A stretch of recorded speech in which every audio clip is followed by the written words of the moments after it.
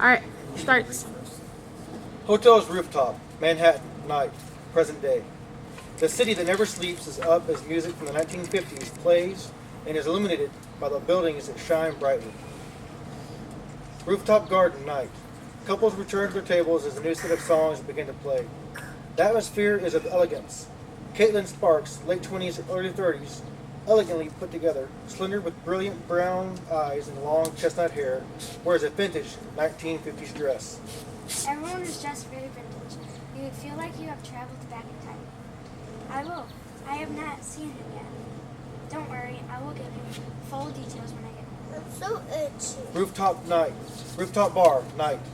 Caitlin walks up to the bartender. Seabees, please. Interior lounge, floor, night. Enters Jason Evans, early 30s, tall, handsome, clean-cut appearance, well-dressed.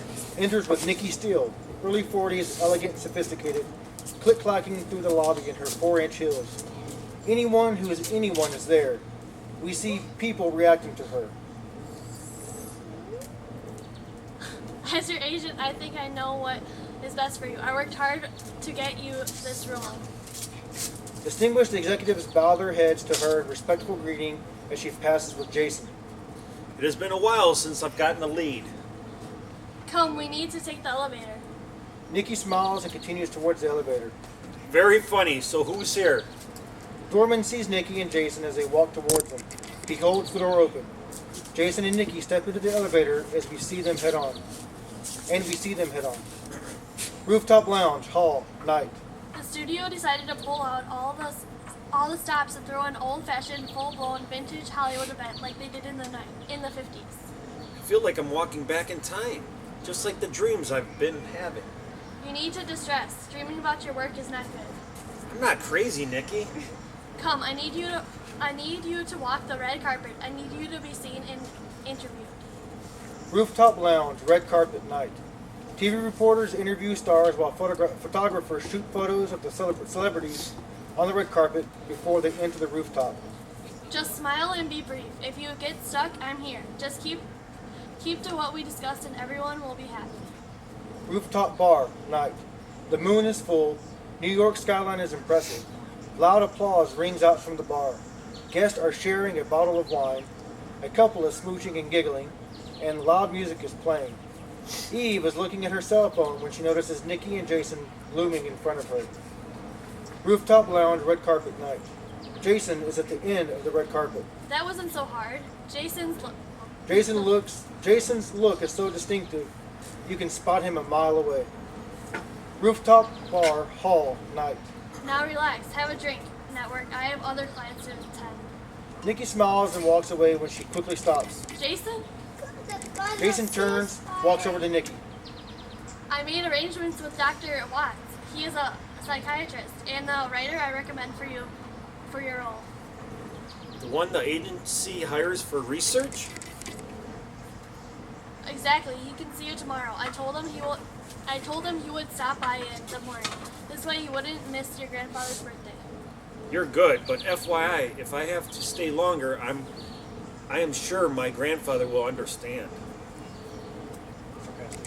I see your commitment, but you go and have fun with your family. I will text you his address.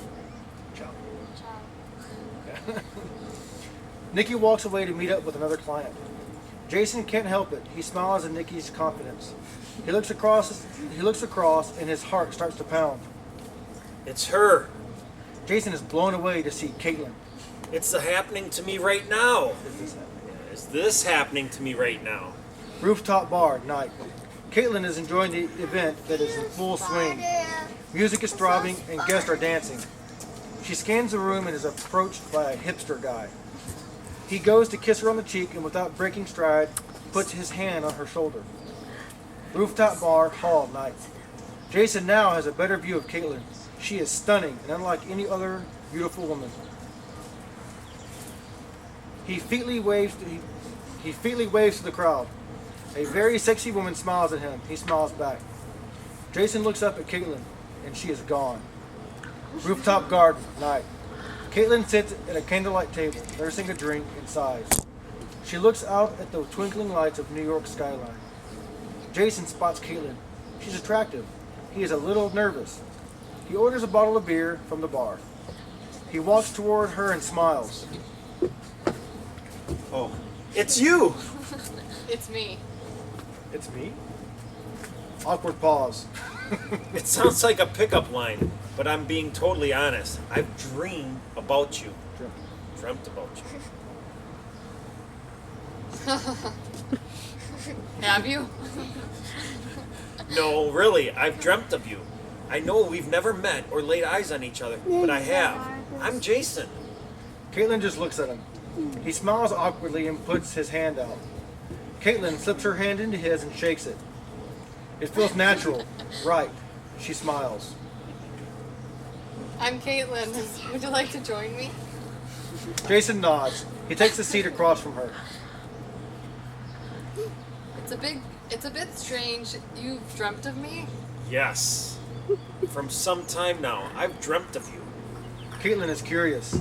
Are you willing to share? Definitely, but I don't want to scare you or make you feel uncomfortable. Don't worry, I won't think you're crazy. Bro, we know. It's deja vu. It feels like I have. Jason is about to share when his cell phone rings. Ling. I have to take this call. Can you excuse me? Caitlin nods as Jason stands and walks away from the table. Rooftop bar, hall, night. Hello, hi, Dad. Yes, I'll be there tomorrow. I'm doing this for you, but I don't want to argue with him. I'm having too much of a good time to discuss his issues. Don't worry, I will show up. Jason ends his call and walks back to Caitlin. Sorry, I took a bit longer than expected. Is everything okay? Yes, tomorrow's my grandfather's 90th birthday, and my father was making sure I showed up. Oh. Jason's phone chimes. He takes a look. Chime. Sorry. He turns his phone off, and Caitlin smiles.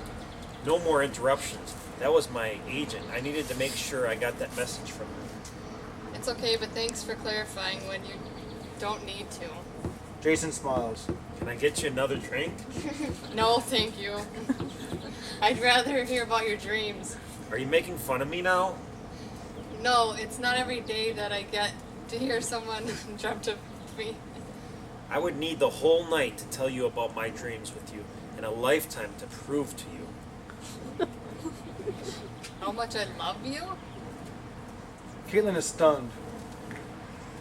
How do I know to end that sentence that way?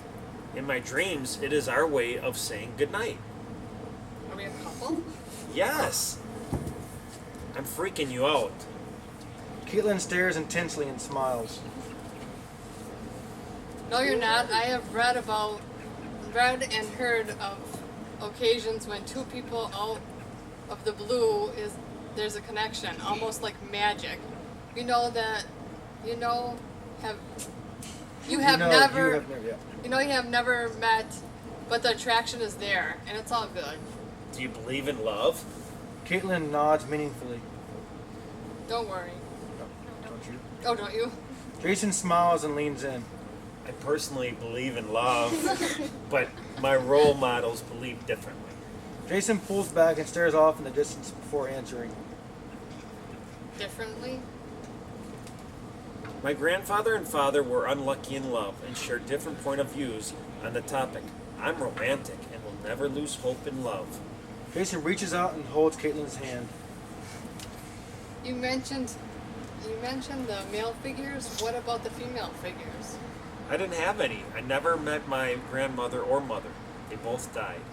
I'm so sorry for your loss. Don't be. My Uncle Jack and my mom's best friends were the ones who were there for me growing up in the love department. And scene. That's it? Good enough? What about a love?